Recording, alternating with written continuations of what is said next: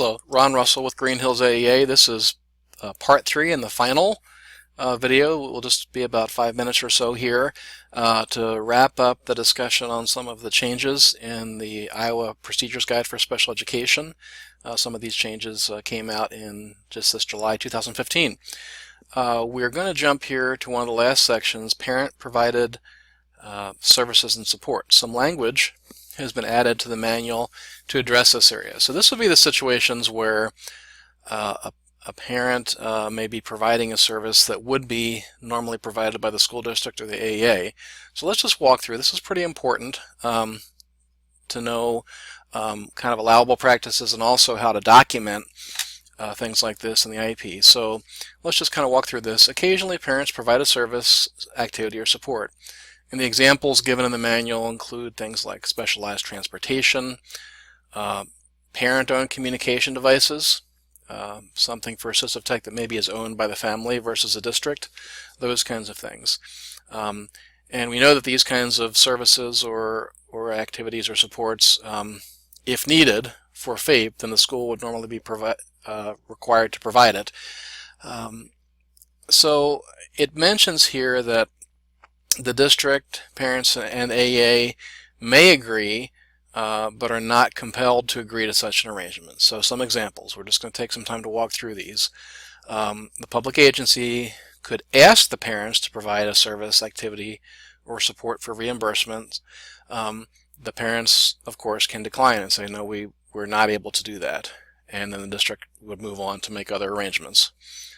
The public agency could ask the parents, or the parents may offer to provide something, a service, activity, or support, for reimbursement.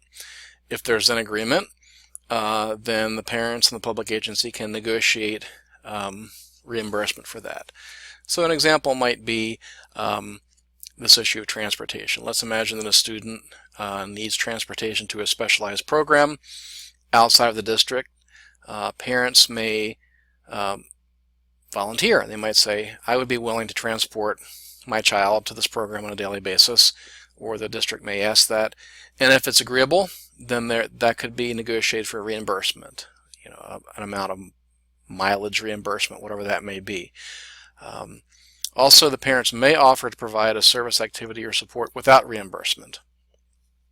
It goes on to say here that F and G pages of the IEP document commitments that the school districts or AEA would have for students with IEPs.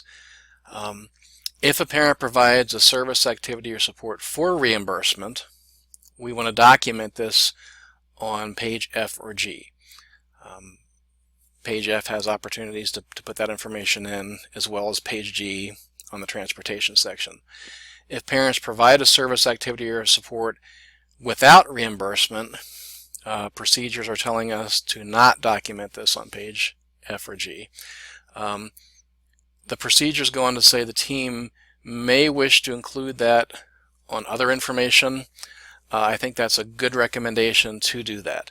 So for example, even if there's agreement that parents would provide something without reimbursement, we're not going to put that on page F or G, because those are the pages that document what school districts are going to do or the AA is going to do. But that being said, it would be good to have that in writing documented in that other information page. It could just be a simple sentence saying that there was agreement for parents to provide blank service or support, and that there is not a request for reimbursement. So let's look at a couple examples of documentation. Here's our first example. Let's imagine that we have a student who requires a wheelchair lift, way of transporting to and from school. Let's imagine that parents have agreed to transport without reimbursement from the district. Notice how on page G the question is asked, are specialized transportation services required? This may be a little confusing, but procedurally we would say no, because again, page G is documenting what the district is going to do. So if the parents are providing this service, we'd say no. But as I mentioned a minute ago, and the procedures allude to, a good practice, strongly recommended, would be to document this on the other information page. So you can see here the example. Jess requires transportation in a vehicle equipped with a lift. Her parents will provide transportation without reimbursement from the district. And it could be as simple as that, or a district may choose to write a little bit more, indicating that it was offered, reimbursement was offered, or something like that. Okay, what about if parents provide transportation for reimbursement? So the question on page G, do we need specialized transportation? In this case, we'd say yes. And we would check specially equipped vehicle because we're thinking of our example of a wheelchair lift, just one example. And then on page F, we describe the transportation service. And you can see the example here. It talks about the student requires transportation in a vehicle equipped with a lift. Parents will provide that and will be reimbursed by the district. Okay, so in that case, that goes on page F, essentially because it is the district is providing, in that they're funding the parents to do that service. And again, that could be negotiated with the parent. You would never have a case where you could compel a parent to do that if they chose not to.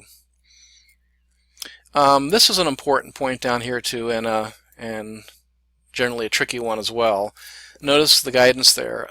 If the parents provide a service, activity, or support with or without reimbursement, so let's use our scenario of the parent providing transportation, the district must have a means to provide the service, activity, or support at times when the parent cannot. So there needs to be a backup plan, which is easy to say, difficult to implement, but that needs to be a consideration of the district and the IEP team. So an example could be, technically, if the parent is normally transporting, but they're not available at certain times, or they're not available or willing to transport for a field trip, something like that, or they're sick. Technically, there should be a backup plan to help in those situations. So those kinds of discussions should occur at the IEP team meeting, just so that there's common understanding. Finally, on our release notes, this last section is just simply a note about pre-appeal versus mediation. This is just simply a note of kind of a language change. In the past, Iowa had developed what was called a pre-appeal process when the federal IDEA did not include the possibility of mediation before a due process hearing. So IDEA didn't talk about that, so Iowa had developed a pre-appeal mediation process that could happen before there was a due process request for hearing. IDEA now includes mediation before filing, so this is just simply the idea that the term pre-appeal that we've used for a number of years is going to be phased out, but the same concepts would apply. If a parent has a concern, if there's a complaint in terms of special education, before filing a due process hearing, there are levels of mediation that can occur, and the AA can sometimes be a part of that mediation. So this note is just simply pointing out that the term pre-appeal itself is going to be phased out. That is the end of this little video series. I hope this has been helpful. Again, rely on this this release notes document. It has all of the kind of summaries of what's new, what has changed, what has been enhanced in a much shorter format. And then again, I just really want to strongly recommend that you do download the full procedures guide. Make sure you download the current one from iowa-idea-info.org, the July 2015 one, to avoid confusion. Delete old copies off your computer, and stay current with this one. I appreciate you listening. Thank you. This is Ron.